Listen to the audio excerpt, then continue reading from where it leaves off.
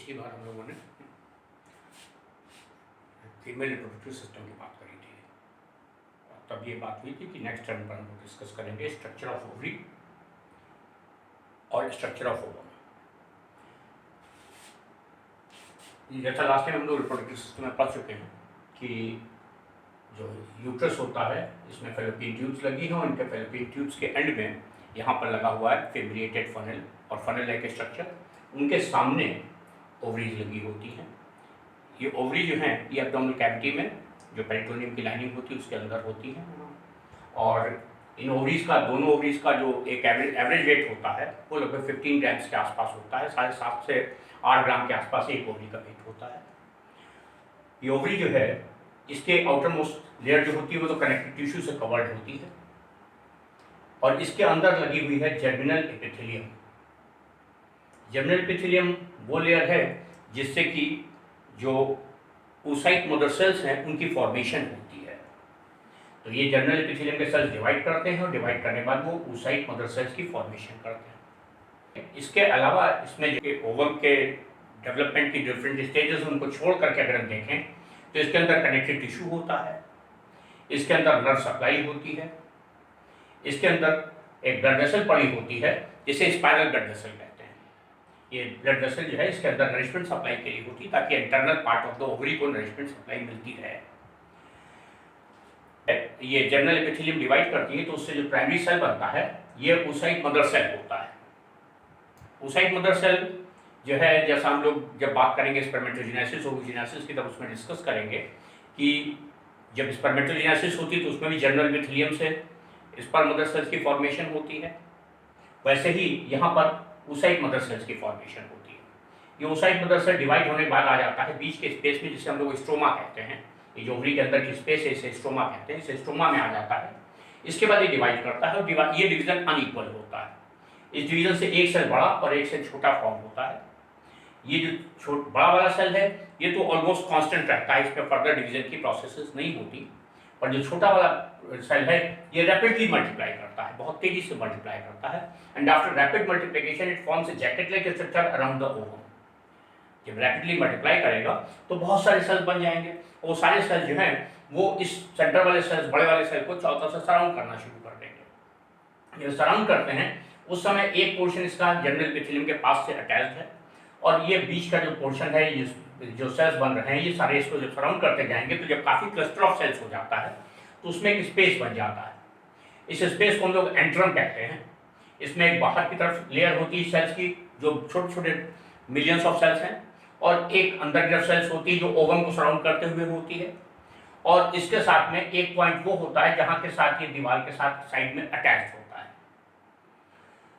ये जो सेल है जब समय ये मैच्योर हो जाता है, जिस समय इसके अंदर एंट्रम फ्लूइड एक्युमुलेट हो जाता है, जिस समय इसमें ओवम के जो मैच्योरेशन की प्रोसेस है वो लगभग कंप्लीट हो जाती है तो ये ब्लिस्टर जैसे कि जल जाने पे फफूला बन जाता है वैसे ही क्या होता है यहाँ पर एक ब्लिस्टर लाइक स्ट्रक्चर बन जाता है जिसको हम लोग फॉलिकल कहते हैं। इसको हम लोग ग्राफिन फॉलिकल भी कह देते हैं। ये मैच्योर फॉलिकल भी कहलाएगी, मैच्योर ग्राफिन फॉलिकल भी कह सकते हैं। तो this is the structure which is present at the margin और it emerges out as a blister on the surface of the ovary। ये ओवरी की सतह पर एक उभार तरीके से निकला, जैसे ये ओवरी है तो उसके ऊपर एक उभार जैसा बन जाता है, जैसे फफोला जैसा बन जाता है और उसके बाद ये ब्लिस्टर जो है रप्चर करता है। उस रप्चर होने से ओवम रिलीज होकर के बाहर चला जाता है, एक स्पेस में आ जाता है, कैविटी में आ जाता है। ये जो ओवम बाहर आया है ये इन फिब्रिएटेड फनल से इस फनल से होकर के ओविडक्ट में चला जाएगा, उसके बारे में हम लोग बाद में बात करेंगे। ये जब ओवम रिलीज हो जाता है तो जो सेल्स बचे हैं यहाँ पे क्लस्टर जो जैकेट सेल्स थे, जो फॉलिकुलर सेल्स थे, जो सराउंडिंग सेल्स थे, जो जिन्हें हम लोग कह सकते हैं कि ये फॉलिकुलर सेल्स का जो क्लस्टर था, इन सेल्स के बीच में एकाध ब्लड कैपिलरी कहीं रप्चर हो जाती है पेरिफेरी पे, चूंकि यहाँ ब्लड सप्लाई भी है तो एकाध कैपिलरी को रप्चर होती है, उससे थोड़ा सी क्वांटिटी में ब्लड यहाँ पर आ जाता है। तो जब ब्लड एक्यूमुलेट होता है तो उस ब्लड की वजह से इसका नाम हो जाता है कार्पस हेमरेजिकम, यानी हेमरेज की कंडीशन होती है, ब्लड आ जाता है, ब्लड की वजह से इसको कार्पस हेमरेजिकम कहते हैं। और यही कार्पस हेमरेजिकम बाद में कुछ देर के बाद जिसमें ब्लड क्लॉट कर जाता है तो ये कन्वर्ट हो जाता है कार्पस ल्यूटियम में। ये येलोइश कलर का स्ट्रक्चर होता है और ये जो this structure functions as an endocrine gland and it is involved in the process of secretion of the progesterone. तो ये जो कार्पस ल्यूटियम है ये ओवम रिलीज के बाद बना है, जो फॉलिकुलर सेल का जैकेट था उनके अंदर जो ब्लड क्लॉट हुआ था, उसके वजह से यहाँ पर जो स्ट्रक्चर फॉर्मेशन हुआ, ये बाद में एंडोक्राइन ग्लैंड के तरीके से काम करेगा and it is named as corpus luteum which will behave as an endocrine gland. इसके बाद जो बचे हुए सेल्स हैं, जब काफी टाइम गुजर जाता है तो यही सेल डिजेनरेट करना शुरू कर देते हैं। कार्पस ल्यूटियम जो है डिजेनरेशन स्टेज में आ जाता है, that is called as corpus albicans. इस तरीके से लगातार ये स्टेजेस जो हैं, यहाँ से लेकर यहाँ तक की सारी स्टेजेस जो हैं, इनका साइकिल लगभग यहाँ तक फॉर्मेशन होकर के 28 डेज का साइकिल होता है, जिसमें कि पूरा नया सेल बनता है, फिर वो मैच्योर होता है, 14 डे पे रिलीज हो जाता है, उसके बाद वो डिजेनरेट होता है, कार्पस ल्यूटियम बनता है, फिर वो डिजेनरेशन होता है। ये पूरी प्रोसेस साइकिल चलती रहती है। तो ये एक ओवरी का स्टैंडर्ड स्ट्रक्चर हो जाता है, यानी कि outermost layer which is made up of peritoneum और membranous structure followed by the germinal epithelium. Germinal epithelium के अंदर का स्पेस जो है it is called as stroma, जिसमें कि ब्लड वेसल्स हैं, नर्व्स हैं। ये जो पेरिफेरल पार्ट है उसमें से जो जर्मिनल एपिथेलियम का पार्ट है it will divide two form the oocyte mother cell. Oocyte mother cell will divide to form primary oocyte. Primary oocyte will develop and finally this structure is being released and this is the stage which is actually the stage of the ovum. यही stage release होकर के जो बाहर आती है वो फेब्रिएटेड final cup की, और वो उसके बाद फेलोपियन ट्यूब से होकर के कलेक्ट होकर के आ जाता है। तब यहाँ पे कहीं इस जगह पर बीच के प्रोसेस में फेलोपियन ट्यूब के रीजन में कहीं फर्टिलाइजेशन की प्रोसेस होती है and then rest of the process takes place of the embryology. अगर हम लोग डिटेल स्ट्रक्चर देखें ओवम का, तो ओवम के स्ट्रक्चर में सेंटर में एक सेल लाइक स्ट्रक्चर है। This cell like structure contains haploid nucleus. इसमें चूंकि रिडक्शन डिवीजन हो चुका है वहां पर, तो इसमें दो रिडक्शन डिवीजन यूनो की उसमें 2 बार में डिवीजन प्रोसेस कंप्लीट होती है। तो फर्स्ट डिवीजन के बाद जो स्टेज होती है वो रिलीज होती है। इसके बाद सेकंड डिवीजन इसमें तब होगा जब स्पर्म कांटेक्ट में आएगा। जब तक स्पर्म कांटेक्ट में आएगा तब तक इसी स्टेज में रहेगा, और ये स्टेज जो होती है इस स्टेज में यहाँ पर पहला डिवीजन कंप्लीट हुआ था, तो एक वो पहला डिवीजन जो oocyte जब oocyte मदर सेल्स की फॉर्मेशन से oocyte मदर सेल से जब मियोसिस होती है, जो सेल्स बनते हैं वो बनाने के लिए, उनमें एक सेल बड़ा होता है, एक छोटा होता है। छोटे वाले को हम लोग पोलर बॉडी कह देते हैं, और बड़ा वाला जो है ये सेल जो है यही फ्यूचर में चल के आगे मैच्योर ओवम का डेवलपमेंट करेगा। इस जो रिलीज स्टेज हुई है इसमें ओवम है, ओवम के अंदर माइटोकॉन्ड्रिया होंगे, इसके अंदर सारे सेल ऑर्गेनेल्स जो एसेंशियल सेल ऑर्गेनेल्स होते हैं वो इसमें प्रेजेंट होते हैं। इसके अंदर का जो प्रोटोप्लाज्म है it will be named as ooplasm, और ये न्यूक्लियस जो होगा it will be the haploid nucleus. ये न्यूक्लियस हैप्लॉइड न्यूक्लियस होगा, और इसके बाहर जो है प्लाज्मा की कवरिंग होगी जैसे टिपिकल सेल लाइक स्ट्रक्चर होता है। बस फर्क केवल इतना होगा कि इसमें नंबर ऑफ क्रोमोसोम्स हैप्लॉइड होंगे, और ये जो स्ट्रक्चर है प्लाज्मा का, इसके बाहर एक मेम्ब्रेन होती है and this is called as vitelline membrane. Vitelline जो सेल का स्ट्रक्चर है सेल लाइक प्लाज्मा और विटलाइन मेम्ब्रेन के बीच में ही मौजूद होता है पोलर बॉडी, जो एक बना था वो यहाँ पर मौजूद है पोलर बॉडी, और यहाँ पर एक फ्लूइड स्लाइमी फ्लूइड भरा हुआ होता है which is actually the derivative which is made up of a type of protein, और ये जो मटेरियल है it is called as perivitelline fluid, यानी विटलाइन मेम्ब्रेन के अंदर जो स्पेस है प्लाज्मा और विटलाइन मेम्ब्रेन के बीच में यहाँ पर जो फ्लूइड भरा हुआ है दिस इज पेरीविटलाइन फ्लूइड। ये पेरीविटलाइन फ्लूइड जो है ये इससे एक एडवांटेज ये होता है कि जो ओवम है ये प्लाज्मा इस बाहर वाली मेम्ब्रेन और अंदर वाली मेम्ब्रेन के बीच में फ्रीली रोटेट कर सकता है, इससे ओरिएंटेशन बना रहता है। इसके बाद इसके बाहर का जो लेयर है it is made up of glycoprotein. ये ग्लाइकोप्रोटीन की बनी हुई लेयर होती है, और इसको हम लोग कहते हैं जोना पेल्यूसिडा। ये एक सराउंडिंग कवरिंग होती है ओवम को, ये प्रोटेक्शन देने के लिए होती है।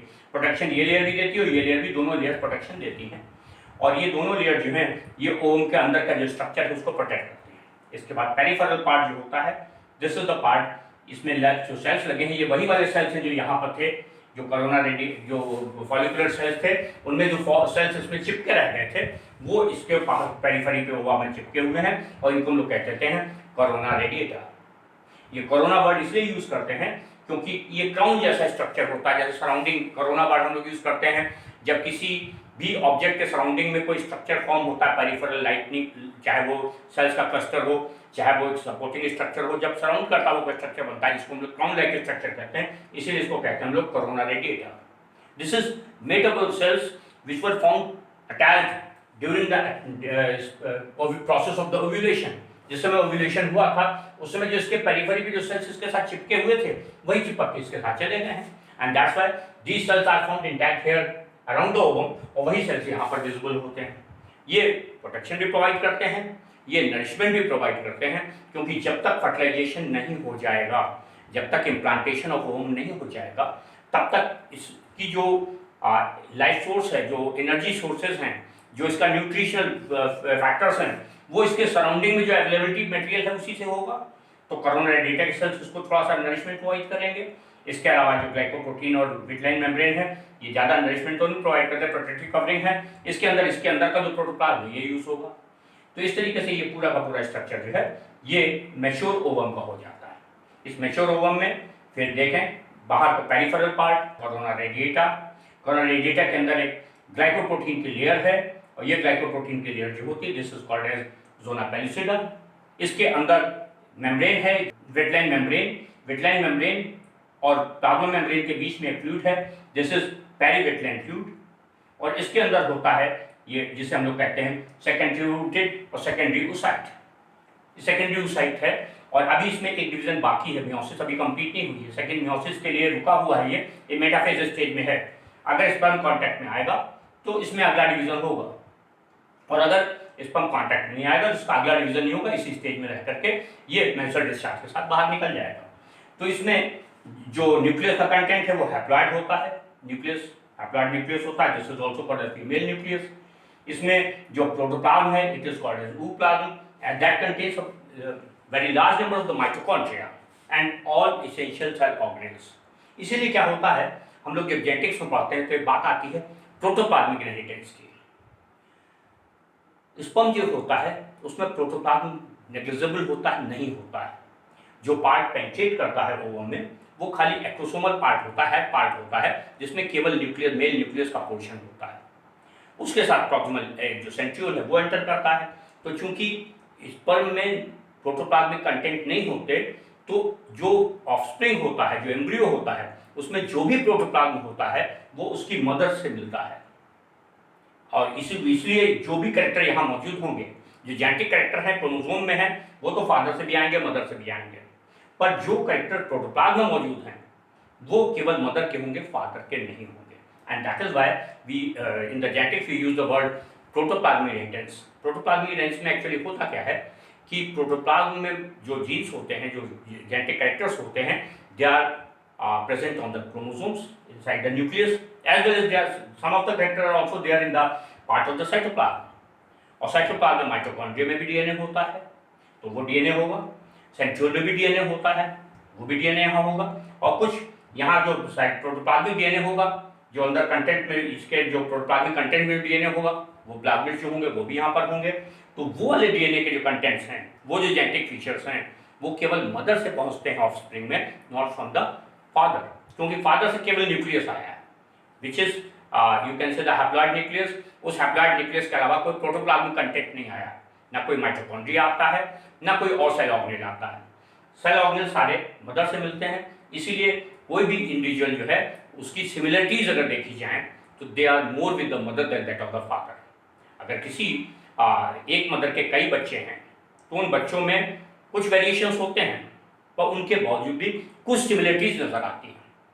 वो जो सिमिलरिटीज नजर आती हैं that is because of the protoplasmic inheritance.